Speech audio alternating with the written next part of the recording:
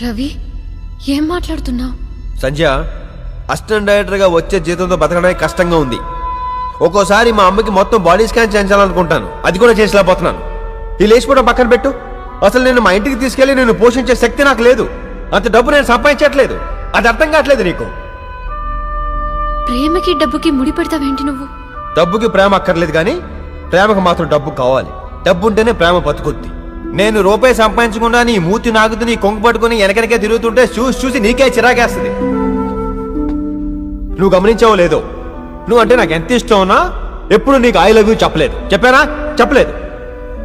నాకే కాదు, అసలు రూపాయి సంపాదించలేని ఏ ఎదవకి ఐ లవ్ యూ చెప్పే అర్హత లేదు. మనకున్న ప్రతి రిలేషన్కి 3 ఇవ్వాల్సి ఉంటుంది: లవ్, మనీ, టైం. వీటిలో ఏ ఒకటి తగ్గినా ఆ రిలేషన్లో ప్రాబ్లం స్టార్ట్ అవుతుంది.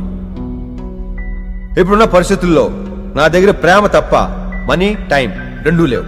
అయినా నువ్వు నా కోసం వెయిట్ చేస్తానంటే చెయ్యి. నీ ఇంట్లో ప్రతి ప్రాబ్లం నువ్వే సాల్వ్ చేసుకో, నన్ను దొబ్బకో.